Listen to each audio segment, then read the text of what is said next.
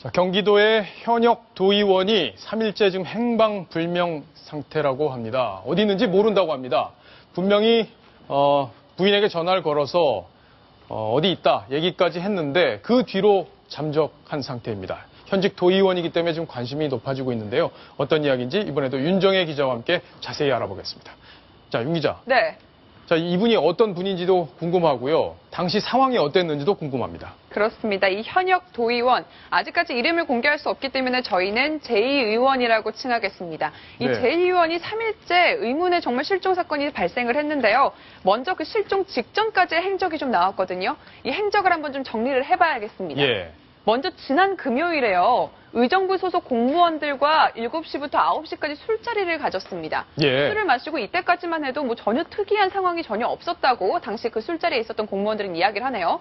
그리고 10시 한 반쯤 아내와 통화를 하는데요. 이 통화 내용이 이래요. 아내에게 전화를 해서 힘들다라고 이야기를 했다고 합니다. 힘들다, 그냥. 네.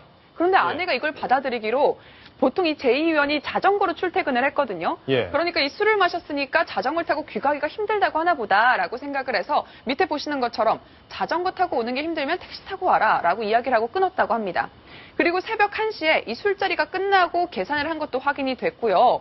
1시간 후인 새벽 2시 반, 이 휴대전화가 꺼지면서 그 이후로는 다시 켜지지가 않고 있습니다. 예. 전혀 연락이 되지 않는 상황이어서 그 다음 날까지 연락도 없이 들어오지가 않으니까 아내가 경찰에 실종 신고를 했는데요. 지금까지도 행방이 전혀 묘연합니다. 아, 그래요.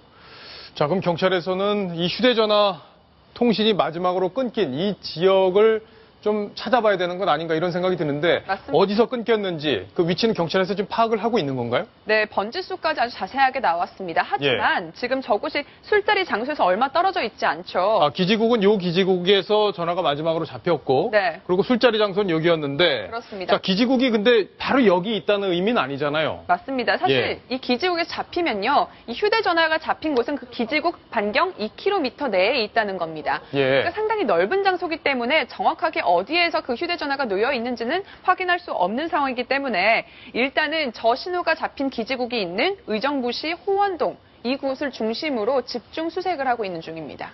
호원동 네. 중심으로. 자, 전원책 변호사님, 이런 경우가 가끔 있어요. 근데 무슨 사고인지 또 본인이 어떤 극단적인 선택을 했는지 이런 거는 알 수가 없는 이런 상황인데 이런 경우에는 보통 어떤 경우로 결론이 나는 경우가 있습니까? 실종 사건들이 우리나라에 적게는 1년에 적게는 한 7만 건, 많게는 한 9만여 건이 신고가 됩니다. 예. 근데 99%는 다 돌아오죠. 아동 실종 사건, 그리고 치매 노인 실종 사건 이런 게 이제 많은데 예. 대부분 이제 보호소에 다 보호되고 있는 경우가 많은데 사실은 전혀 지금 못 찾는 문제가 증발된 사건이 많아요. 예. 그 중에는 아주 정치적으로 그 비중이 있었던 김영욱 전 정보부장 실종 사건도 있었지 않습니까? 네. 그리고 대구 깨구리 소년 실종 사건도 있고 또 이호성 프로야구 전 선수가 살해를 한 마포 일가족 살해 사건도 있었죠. 실종 사건. 예, 그래서 실종 사건이 굉장히 많이 있고 실제 지금 그 언론에 뭐 세세히 보도는 안 됩니다만 한강에 떠오르는 변사체 상당수는 그 실종 사건과 거의 다 연관된 실종 사건입니다. 근데 이제 다 그렇게 비극적으로 끝난 예. 거 말고 또 돌아오기도 하잖아요. 예, 99%는 돌아오죠. 예. 예, 99%는 돌아오는데 그 돌아오지 못하는 문자 그대로 증발되어 버리는 분들이 굉장히 많이 있는 사회라는 겁니다. 네. 그래서 우리가 이 실종 사건에 좀 더 관심을 높게 둬야 되고 예. 우리 법원에서는 그렇게 합니다. 5년 동안 실종이 되면 이 사망으로 간주를 하거든요. 그렇군요. 자, 일단 본인의 이 경찰이 좀 수색 작업을 하고 있는 상황이기 때문에 어떤 쪽으로 결론이 날지는 알 수 없는 그런 상황인데 저희가 경찰에 직접 한번 전화를 해봤습니다. 이분이 이제 7시에 저녁에 학교 모임이 있어가지고 대구에서 자전거 타고 나오셨어요. 9시쯤에 자리를 파 있는데 이제 식사를 하는 동안 이제 약주를 좀 하셨으니까 오실 때는 자전거를 놓고 나오셨어요. 기본적으로 자리가 잘 끝났단 말입니다. 근데 이제 이분이 도보로 이제 거기서부터 이제 걸어오시면서 행적이 묘연해진 건데 이거 좀 힘들다는 뭐 혹시 뭐 자살이나 이런 게 연관적으로 참 어려운 게 그 전에 그런 게 전혀 없었다는 거예요. 이제 저희가 그냥 추측하기는 장암동 근처에 누구를 사람을 만날 일이 있거나 아니면 본인이 좀 술을 끼고 들어가려고 이게 걸으시다가 혹시나 여기서 어딘가에 실족하시는 건 아닐까. 자살도 염두에 두고 있고 실족도 염두에 두고 있고 뭐 범행 피해도 염두에 두고 하고 있습니다. 네, 사실 저렇게 아내분이 더 걱정을 할 수밖에 없는 게 이 제2 의원이 평소에 뭐 술을 마시고 외박을 하거나 이런 적이 전혀 없다고 합니다. 예. 그만큼 예외적인 상황이라는 거죠.